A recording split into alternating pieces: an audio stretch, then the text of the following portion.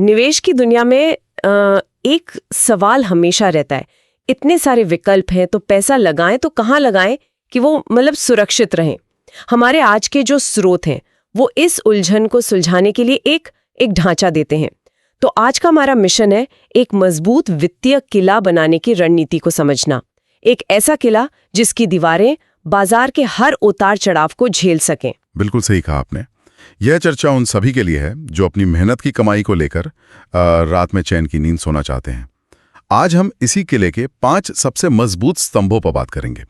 सबसे ऊंची सुरक्षा, तयशुदा मुनाफा, सरकारी गारंटी, टैक्स में बचत और उस किले का एक भरोसेमंद रक्षक। ठीक है, तो इस किले की नींव से ही शुरू करते हैं।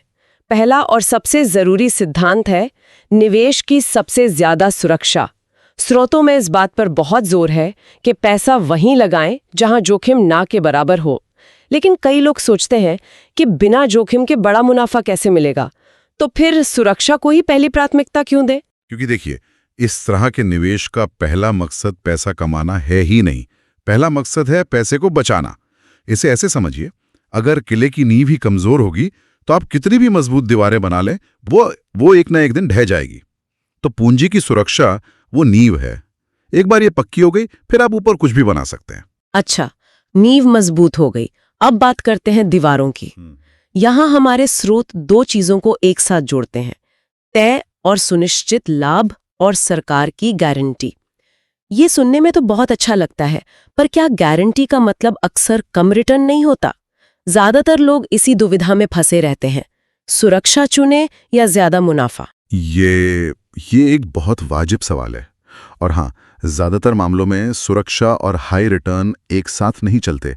लेकिन इस वित्तीय किले का मकसद ही यही है कि बाहरी तूफानों का इस पर असर ना हो।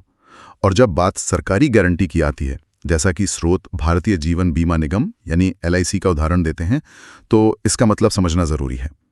ये किसी कंपनी का वादा नहीं है, नहीं, ये देश की सरकार का वचन है। मतलब सुरक्षा का सबसे ऊंचा स्तर।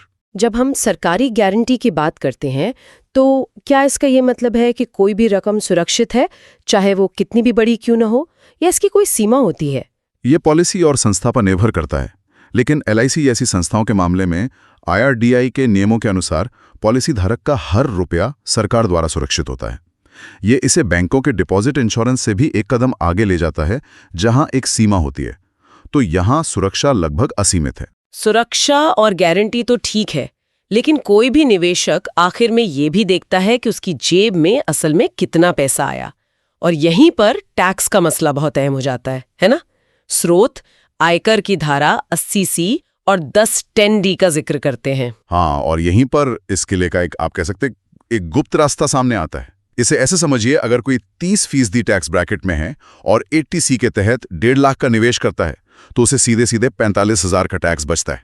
ये अपने आप में एक गारंटीड रिटर्न है। और फिर 10(10)D के तहत जब सालों बाद मैच्योरिटी का पैसा मिलता है, तो वो भी टैक्स फ्री। तो ये दोहरा फायदा हुआ। अच्छा, तो आप कह रहे हैं कि टैक्स बचाना सिर्फ एक फायदा नहीं है, बल्कि ये खुद में एक तरह का रिटर्न है। मैंने इस तरह से कभी सोचा ही नहीं था। ये तो निवेश करते ही मिलने वाला एक पक्का मुनाफा है। बिल्कुल, ये एक ऐसा रिटर्न है जिस पर बाजार के उतार चढ़ाव का कोई असर नहीं होता। और अब आते हैं इस किले के आखिरी और सबसे अहम हिस्से पर, इसका रक्षक। स्रोत एक भरोसेमंद संस्था चुनने की बात करते हैं और LIC को दुनिया की सबसे भरोसेमंद बीमा संस्था बताते हैं। आज की डिजिटल दुनिया में जहां नई नई कंपनियां रोज आ रही हैं, वहां ये पुराना भरोसा इतना मायने क्यों रखता है? अगर हम इसे बड़ी तस्वीर से जोड़कर देखें, तो ये बात हमें वापस नींव पर ले आती है, सुरक्षा और भरोसा। किसी संस्था का लंबा इतिहास और उसकी प्रतिष्ठा इस बात का सबूत है कि उसने कई दशक, कई आर्थिक संकट देखे हैं और फिर भी अपने वादों पर खरी उतरी है। ये वैसा ही है जैसे हम सालों से अपने फैमिली डॉक्टर पर भरोसा करते हैं, है ना?